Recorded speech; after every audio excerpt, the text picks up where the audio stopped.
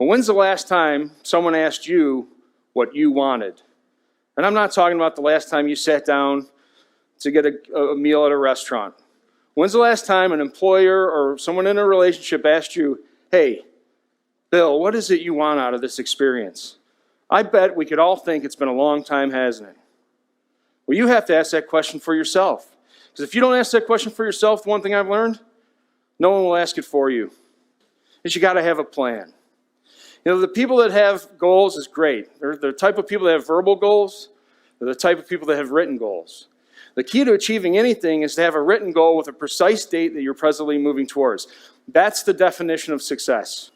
So let's talk about that action plan. At University, we literally have a 1-year, 5-year, 10-year written plan. And there's a cliche. People don't plan to fail, they fail to plan. Well, that's true.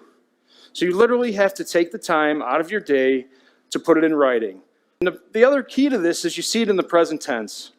Most people do the someday I'm gonna, someday I want to. Well, that someday is today. Make that decision, get clarity on what you want, and take that action plan. I walked in there and said, you know what? I think I want to be a big brother. And they matched me with a kid named Patrick. At the time, Patrick was this shy little 7-year-old kid about this tall. Right? Well, when Patrick was 7 years old, I said, Patrick, what do you want to do in life? So if you had any dream job in the world, what would it be? So I love to be an engineer. I said, well, let's write that down. I said, do me a favor. I want you to imagine you're crossing the stage.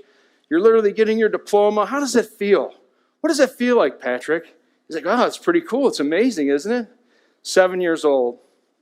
Last fall, he was accepted to Akron University in an engineering program that only took 10 students. And he hadn't realized that he had put that in motion how long ago? 11 years prior.